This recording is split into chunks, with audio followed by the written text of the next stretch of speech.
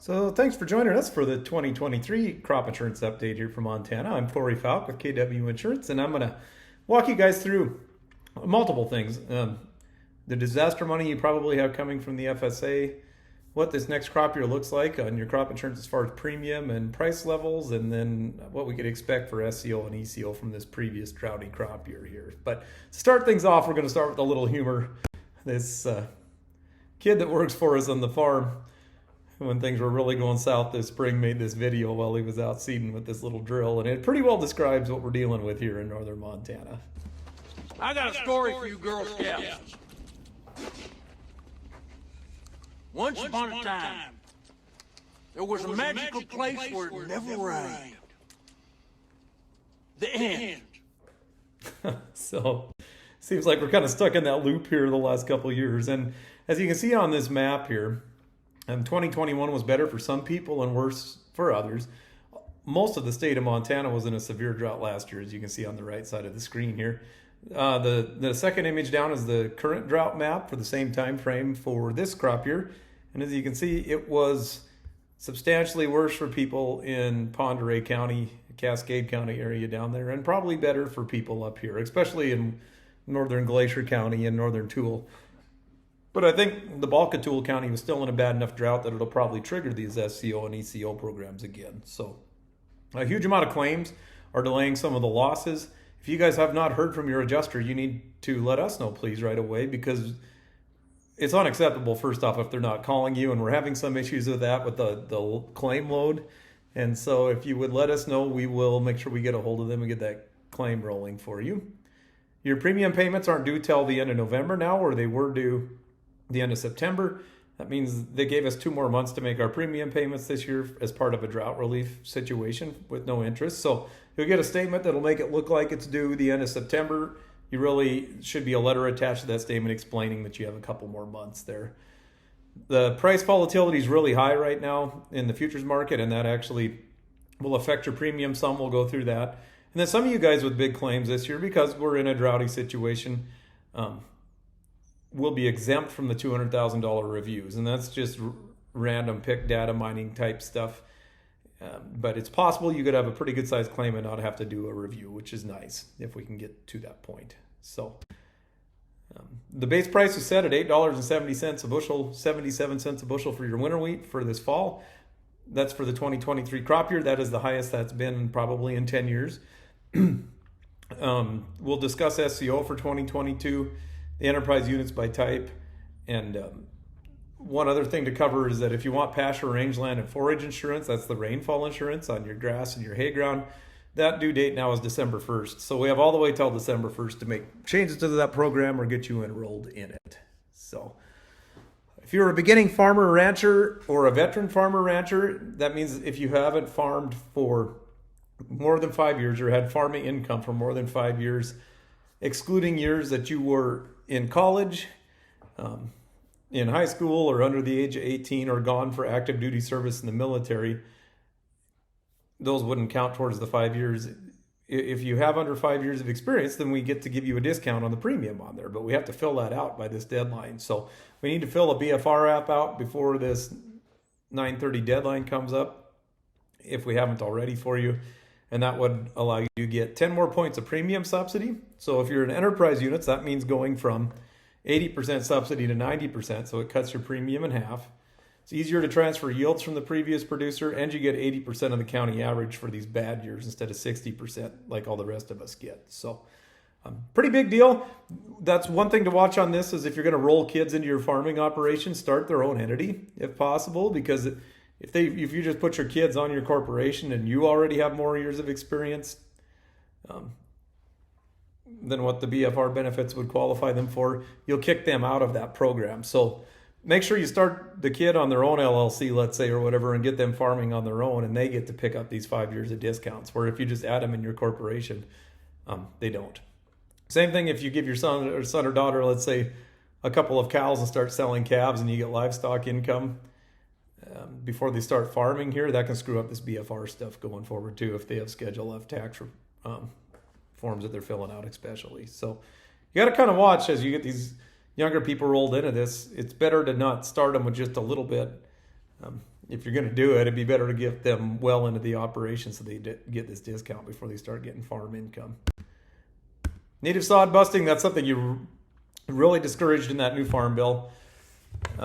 You got to always go into the FSA and make sure it's okay with them first. But then for us, it must be broke out by June 30th if you're going to seed it to a fall crop. So if you're going to seed winter wheat this fall and anything, you had to have that broke out by June 30th if it's new breaking, which would be hay ground that's been in production for a long time, like on dry land, or any stuff that's just been sitting idle that's not in a CRP program or something. If you're going to plan to break stuff out for seeding it next spring, you have to have it broke out by November 15th for spring seeding on this new breaking. So CRP, coming out of the CRP program, would follow into a whole different set of rules than this.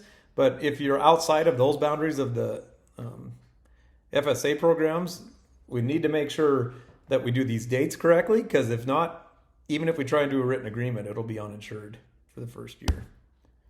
Any native sod broke out after 2014 will receive 65% of the county average, but the first 4 years it's seeded to an insurable crop. So basically you're going to have to pay that penalty for 4 years in a row, the 65% of the county average, and they're going to reduce your premium subsidy by 50 points. So you're going to lose almost all your premium subsidy too in that time. So if you're doing native sod breaking or any new breaking for that matter, please let us know, because we would obviously take time to go through all these rules with you one-on-one so we don't have any confusion. Always talk to the FSA before doing any new breaking too, because you could kick yourself out of all those programs, even on a couple of acres anymore, if you do that incorrectly. So CRP breaking is a different animal. That actually, you get 2 years from the time it comes out of the CRP program to seed it to an insurable crop. And if you do that, it gets 100% of the county average. It's not considered new breaking. We don't have to do a written agreement. And this is by far the very best case scenario if stuff comes out of CRP. So if it came out in the fall of 2019, so almost all these come out in the fall, right? Like in October. The fall of 2019 would be the start of the 2020 crop year. So we'd have the 2020 crop year and the 2021 crop year to get this seeded and still get 100% of the county average. So we'd have the fall of 2019, the spring of 2020, then the fall of 2020, and the spring of 2021 to get this seeded. If we waited till the fall of 2021, then we're into the 2022 crop year, because that's what, like, if you seeded winter wheat, then that'd be for the next year, right? So that's where people get screwed up on this, is they think, well, I actually have till the fall of 21 to get that seeded. No, it's the spring of the 21 crop year in this scenario. So just make sure you watch that. Basically, if you had CRP come out, let us know and we'll figure it out together, right? If it's more than 2 years out, it becomes new breaking. Then we have to do a written agreement.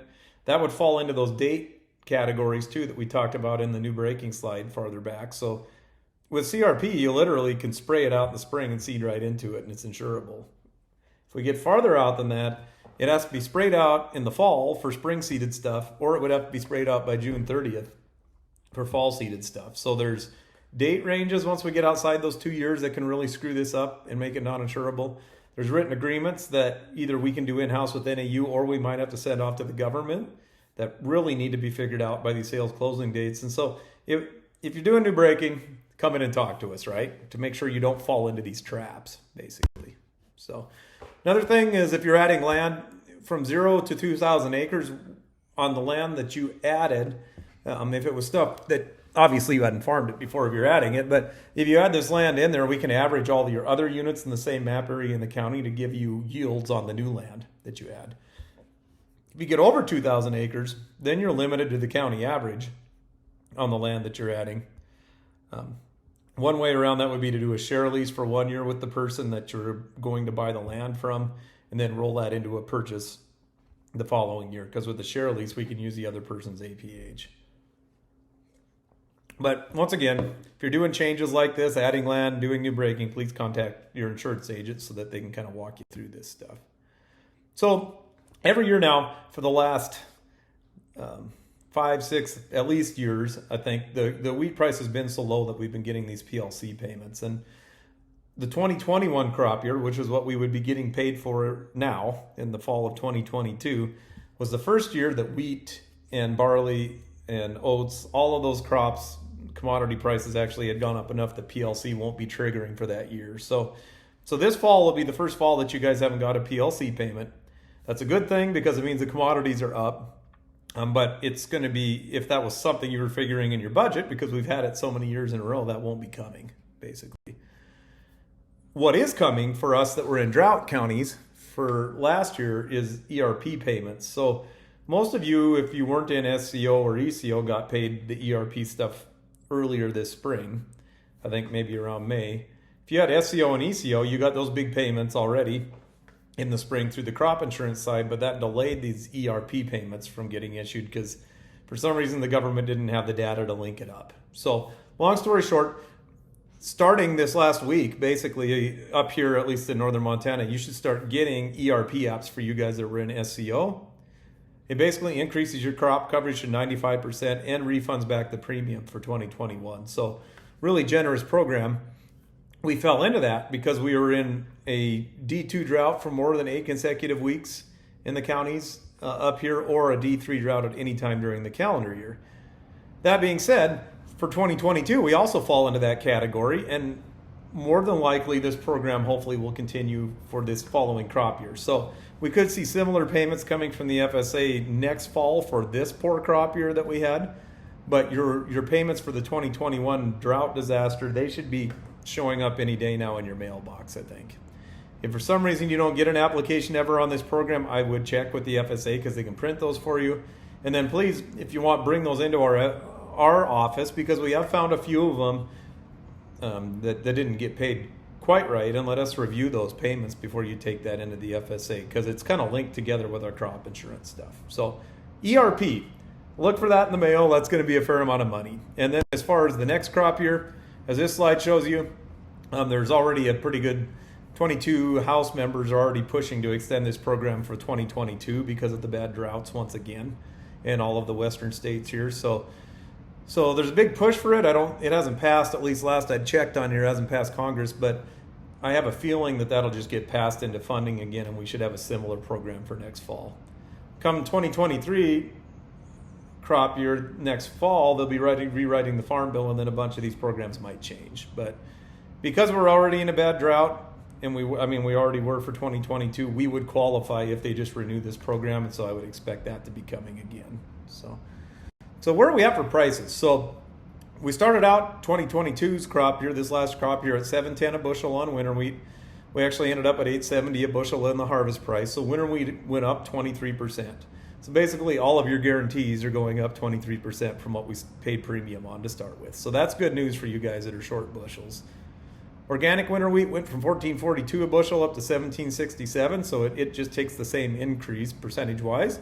And then this fall now we get to start with the $8.77 base price for next year's winter wheat. So for you guys that have 40 bushel winter wheat average, let's say if you take 40, I'm just doing the math here quick, 40 times 75% times $8.77, you could be looking at about $260 an acre guarantee just on your individual farm coverage on a 40 bushel winter wheat crop. So the best we have had in a long time. We just came out of that horrible time period where we were at $5 for these wheat prices or below, which was guaranteeing us well below our break even. So let's enjoy this while we can, I guess, as far as at least guaranteeing us hopefully a little bit of a profit, even though the inputs are up. And the organic then for winter wheat's base price would be $17.47.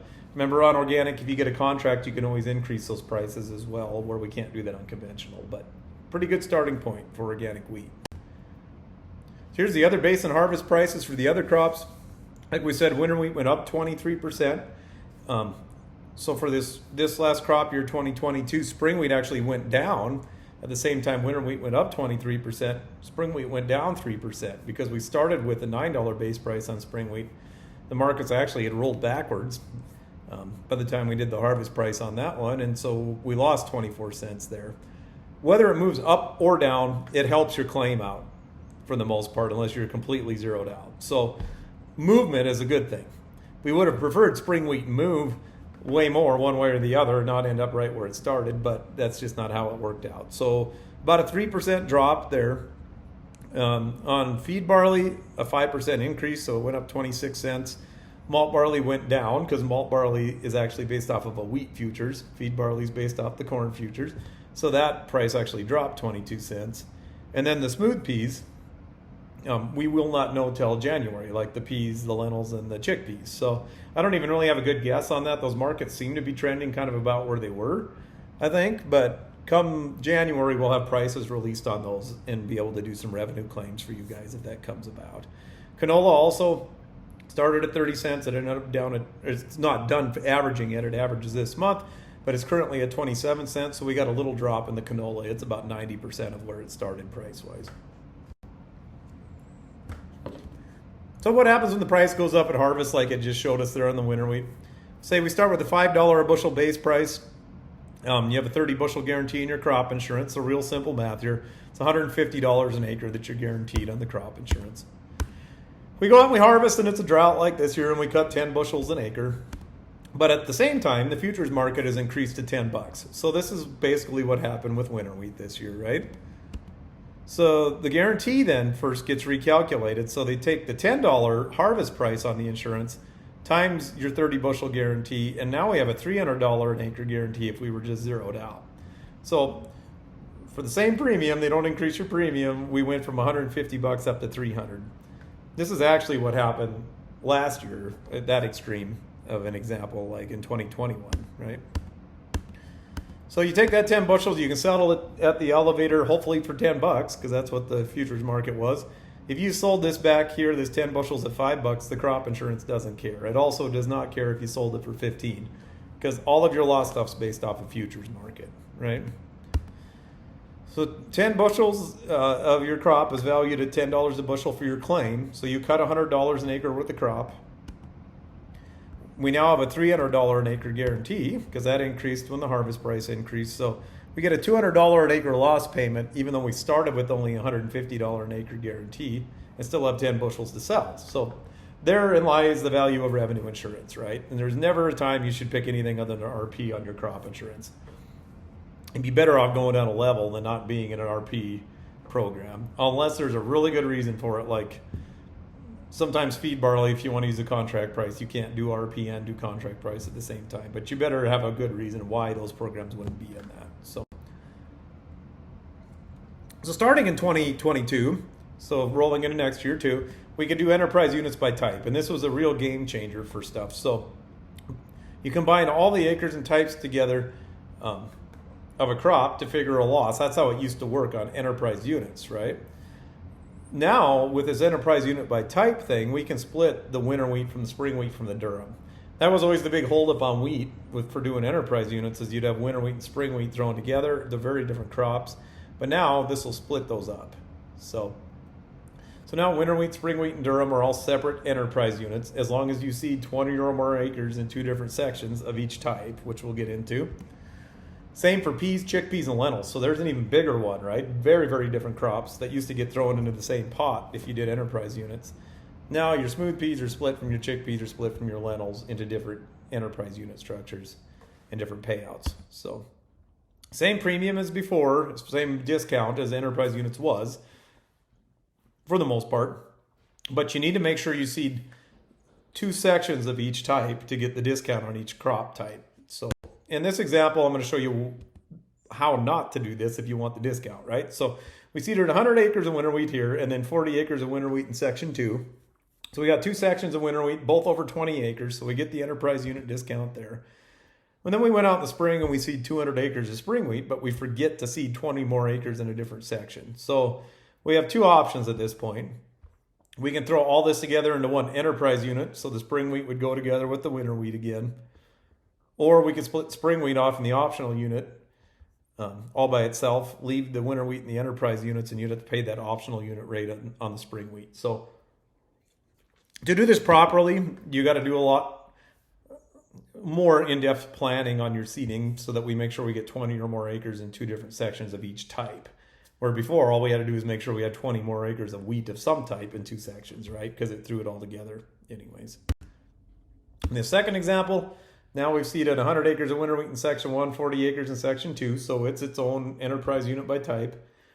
In the spring, we seeded 200 acres of spring wheat in one section and then 300 in the other. Does this qualify both of those for separate enterprise units? It does now, right? Because we have enough acres of each type to put them in their own enterprise unit structure here.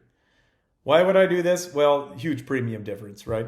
And this quote that I have on here actually is from last year, but still, looking at this, you're looking at a difference of $8 an acre in optional units and $3 an acre in enterprise. I just did a guy's quote this morning where it took his premium from $22 down to $7 now because the prices are so elevated on all this stuff. So really look hard at doing enterprise units by type, I would think. Paying something like $22 versus $7 is a major bump up in premium just to keep each unit separate. So the next thing we're going to review are these county disaster programs you can pay into through the crop insurance. And these have paid remarkably well in the counties up here in northern Montana. It didn't pay as well in Pend Oreille County or Cascade County for a long time because you guys had good years all in a row, right? But it still would have triggered more of a payment than when you paid into it. I'd run all these scenarios. This last year, though, in Cascade County and Pend Oreille, it should pay completely out on these programs. So for those of you that got into this last year, you're probably expecting a pretty good sized payment for the droughts that you had there.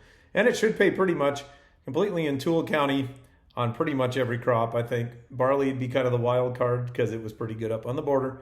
But Liberty was real bad. Hill County was real bad. So all of those other counties, I would expect all of this to pay.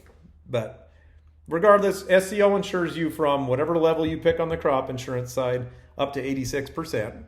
So now when we hit drought years or the markets drop a bunch on the county level, you could get paid all the way up to 86% of your average instead of 75, which is a huge deal because that's usually about that gap in there between making money and not. Last year they added ECO, which actually allowed us to insure all the way up to 95% of our average yields on a unit. Both SCO and ECO are triggered when the county falls below those levels, but once it does, it pays based off of what your yields are in your individual units. So a huge fan of these programs. They paid a lot of money out in Toole County, which we'll get into in slides going forward. And potential, if this drought continues in Montana or if the market's bouncing, could see some huge payments all over the state on this program. So ECO's just like SCO that we're relatively familiar with, except it just insures you up to 95%. It's more expensive because the premium subsidy is less. The government's paying less of your premium. And the odds of it paying are a lot higher, right? Because all we have to do is get the county below 95% average for this to start to pay, which is not a very big drop. So last year, this slide was made. The premium was about 33% on ECO. I think it's closer to 40% of your guarantee right now. But it's extremely likely to trigger next year with the inflated prices. And we'll get into why that is here. So why do elevated prices increase the odds of my of a payment being made on my crop insurance stuff? So this is going to be an SCO example, an SCO and ECO example. So to trigger that program, we care about the county average yield, right? So we're going to say in Toole County, which is real close to where we're at, the average yield's 40 bushels an acre for wheat. We have a $9 bushel spring wheat base price, which is, if it stayed where it was right now, it's about where that would be, or that's where winter wheat is. So the county's expecting $360 an acre for revenue. That's the number we really care about for this, for the base part of it, right, is 360. So the county yield in 2023, we're going to say, ends up being 42 bushels. So in Toole County, for this example, we had a pretty good year. It actually rained again, and the county averaged 42 for wheat, which would be really good crop in Toole County. But at the same time, the futures market fell from $9 down to $6. When the futures market falls off, that increases our likelihood of getting paid on these programs a whole bunch because our revenue drops then, even though the yields are good. So in this scenario, we cut 42 bushels. We're well above even our average yield in the county. The futures on the wheat, when the harvest price was issued, dropped off to $6. So we only cut $252 a crop in the county, an acre. We were expecting $360. That's what our base is for this thing. So we cut 70% of our average revenue. So to get all your SCO and your ECO money in this program, all you had to do was be at above the 70% level on the crop insurance, and you get all your money back out of that program. So this sort of scenario, with the prices being this elevated, is really actually probably more likely than it has been in quite some time. And I'm going to kind of show you why here. So this next chart shows the futures markets. This is a wheat future. I think it was actually Kansas City Board of Trade. You had winter wheat futures. It says the gray areas are recessions. The blue lines are the winter wheat market.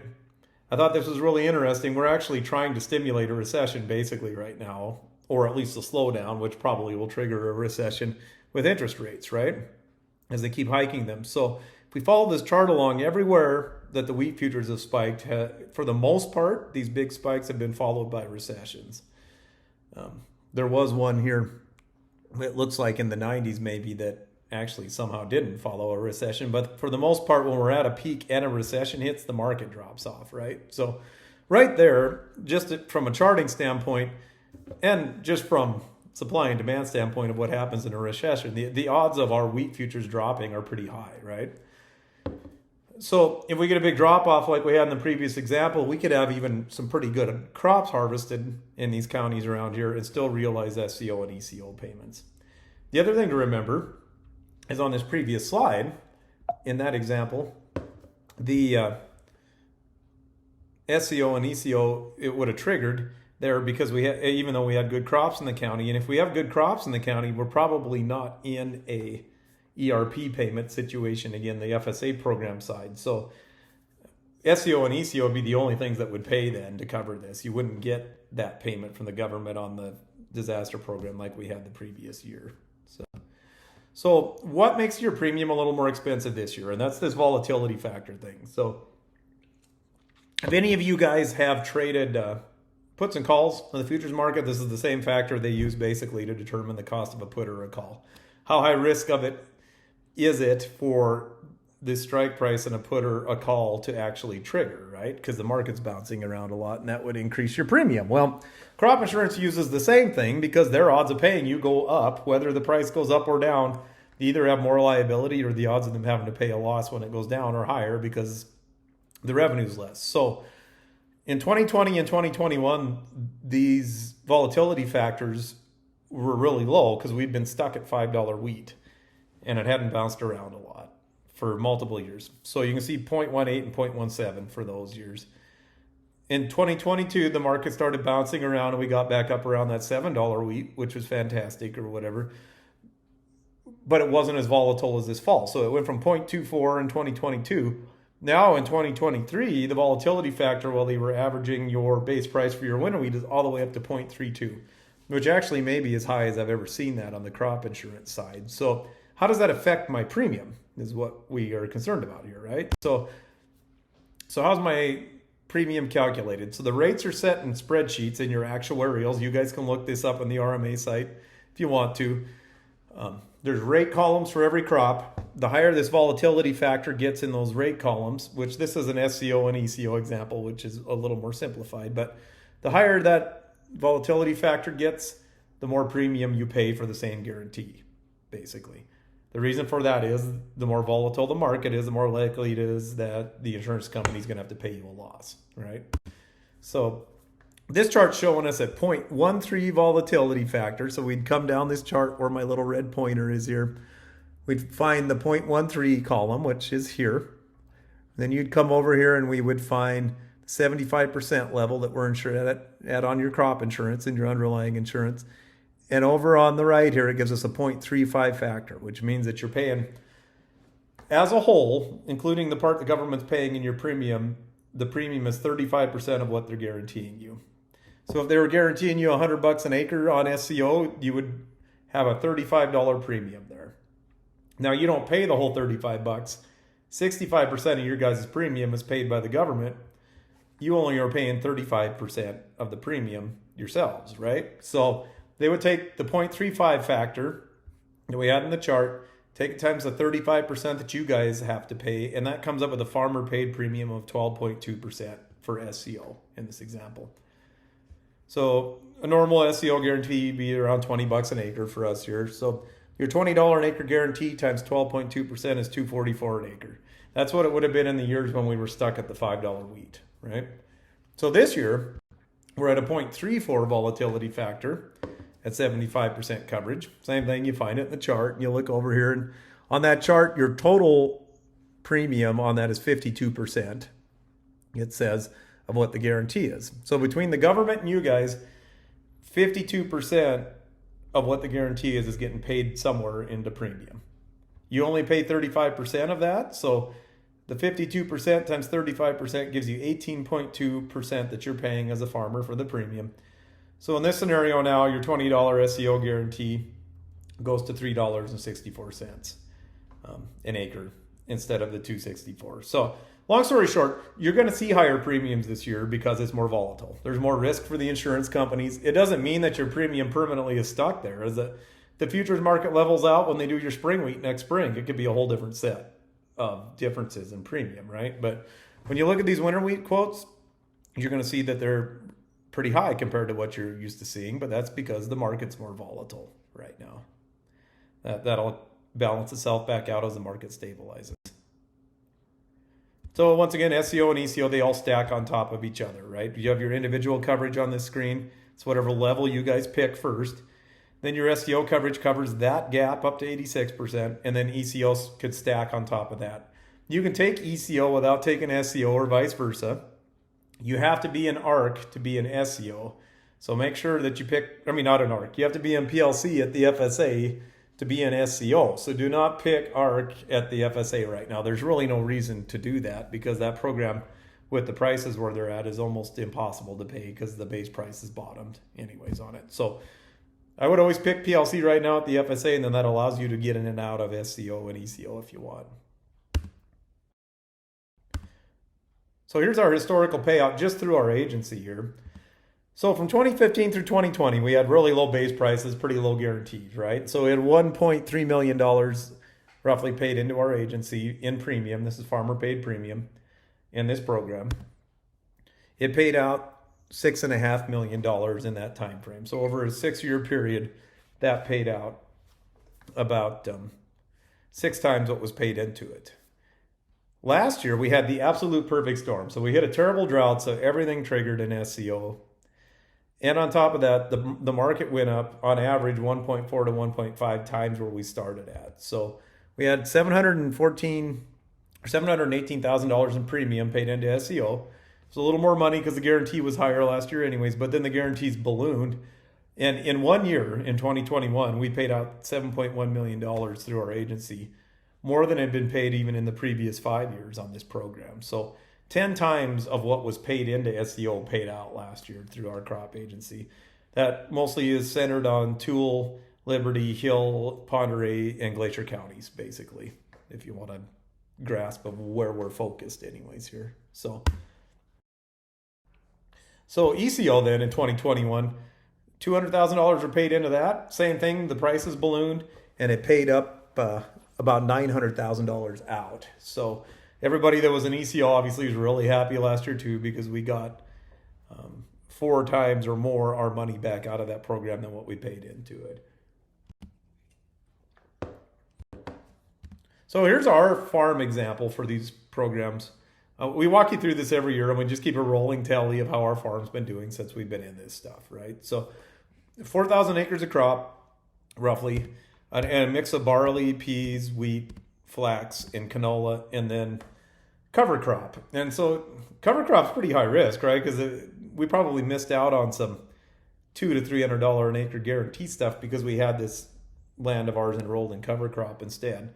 The only saving grace here is it was in an equip program that paid for way more than what the seed cost was, and we didn't have any inputs really in it, right? But just so you know, that's the risk of cover crop. Not only does it not qualify on any crop insurance payout stuff, but it also doesn't qualify for the disaster payments when those are issued, right? So 600 acres of our farm this year in this bad drought won't fall into SCO or ECO. All of our acres are enrolled in PLC at the FSA, which means that all of our crops can be enrolled in SCO. If we'd screwed up and put one of the crops in ARC, then we'd be ineligible for SCO here. So then all the base acres that we have, like we said, are enrolled in PLC. But when you look at our base here, we have 1,700 base acres of wheat and 925 base acres of barley. So we only have 2,600 base acres that pay on these FSA programs. And we only get paid, I think, on 85% of those base acres even, right? So we're probably only getting paid on 2,200 base acres and are seeding sometimes 42 to 4,500 acres of crop. That's because when we switched from crop fallow to seeding everything, all the base acres when they were set up here were all set up on the stuff that was cropped. So long story short, those FSA programs, while they're great, and I'm not complaining, they help us a lot, they don't cover our whole farm the way that it's being seeded, where SCO does now. So here's a probable example for 2021 for Wendy's Farm for PLC. Because remember, PLC we would be getting paid on for the 2021 crop year this fall. So real quick, these are the same slides we use every year to keep this uniform. But 1,400 base acres of wheat with no payment, and then 700 base acres of barley with no payment, right? So basically, we're not going to bank on any money coming from the FSA in these programs, anyways. On ARC, same thing. The price increased so much from the base price to the harvest price for ARC that even though our county didn't have real great yields, it's going to push it up above where it's going to pay, I'm sure. So we're going to say zero payment on ARC as well. But because we're in PLC, we now qualify for SCO. So I'm going to take you through our SCO guarantees at our farm. If you guys look at your schedules of insurance on the back page there, if you want to find your own SCO guarantees, you'll see here's our barley. There's an RP line, which is just your normal underlying insurance. That gives the premium liability for that. And then when we come down here on the barley, there's a line that says ECO and one that says SCO. And if you scroll across onto the premium liability of those lines, that's your base coverage for SCO and ECO. If those programs trigger, that's the minimum amount that you're going to get out of that if it triggered a full payment. If the prices went up on these commodities, you'd get even more than that. So that's where these numbers are coming from for our farm example as we roll forward here. So here's our actual SCO guarantees for this crop year. Barley, like I said, I'm not as confident that barley is going to pay in Toole County because there was some really good yields up here. But the more barley yields that we're getting from the southern end of the county, it's making me much more confident that it probably will pay out. But for this example, I'm going to say no expected payout on SCO for barley. I'm going to say it will pay on ECO because that only has to get below 95% to start to pay, right? So no payment on barley. But then total payout on wheat, I think, because the county as a whole, the bulk of the wheat was in the dry areas. So we started at $23,000 for our guarantee on wheat, like we looked at on our schedule. It went up to $29,000 because the futures market went up. So that's what we'd get for our payment. And then I'll just click through the rest of these crops. I figured canola, peas, and flax probably will all pay something. Anyways, the canola will be a full payout too, I'm sure, because that crop was really poor again this year. So when you add all those up, our probable SCO payout for that 4,000 acre farm was $59,000. The PLC payment was zero, right? Which is because of the commodity prices. But our SCO was $59,300 probably that we're going to get paid next spring on for this last crop year. The premium was only $13,687. So we came out way ahead of the premium again. And then I'm going to figure ECO, the program that triggers at higher levels, is going to pay completely because our county was in a bad drought. And I'm sure all of these crops will trigger. So if we figure all of our ECO guarantees, then that gets us to $76,000 for ECO that we would trigger on as well. So you add the ECO and SCO together, that gives us a $136,000 loss payment above what our crop insurance underlying payment would be, right? This is just the county level triggered stuff. $41,000 in premium that we paid for that. And so since 2015 on our farm, I just keep a running tally of this. We've had $384,000 that we've already received under that program for $69,000 in premium. This year, so we've netted $314,000 over that time period out of that program. Plus, we're estimating another $94,000 net payment this year. That could be even more if the barley triggered.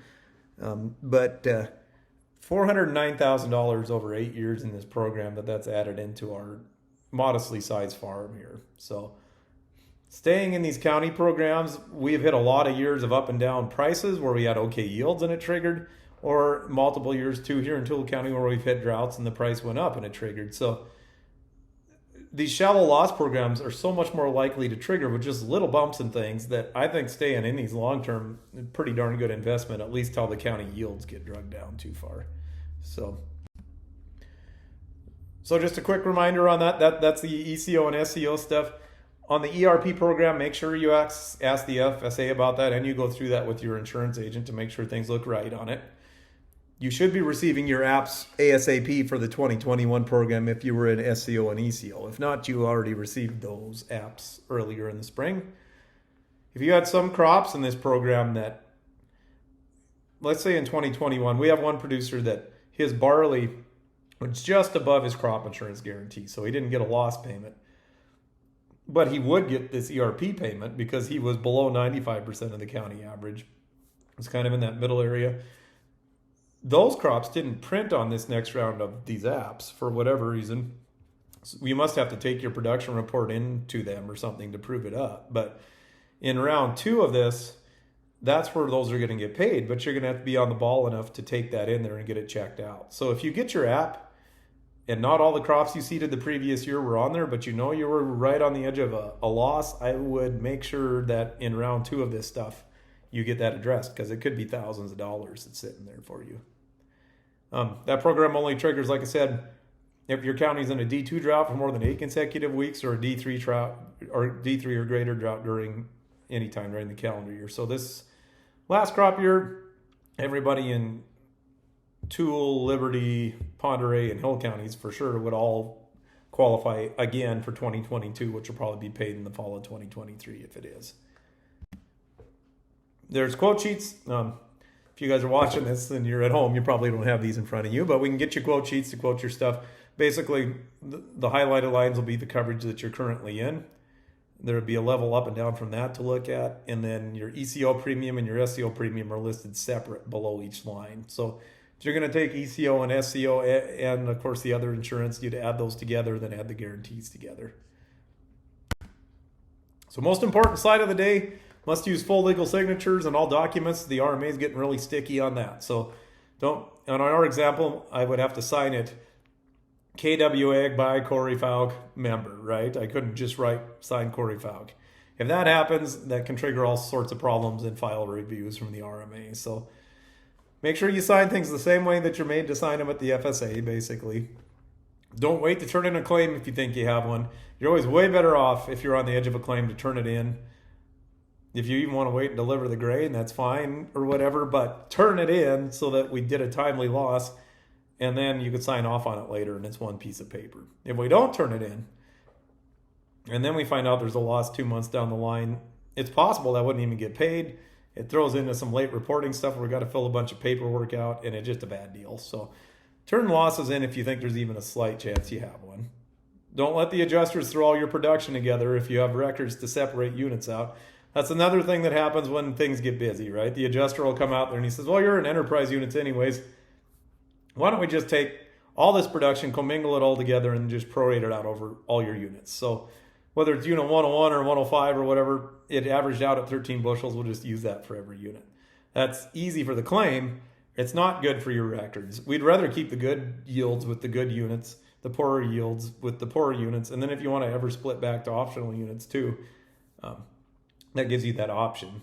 If they commingle all that, it creates a mess, and we would rather that not happen. And since we can't be on loss adjustments with you, that's the number one thing we see adjusters sometimes do, is try to throw that all together instead of separating it out. So try and get them to make them separate your production out if you have the records to do it.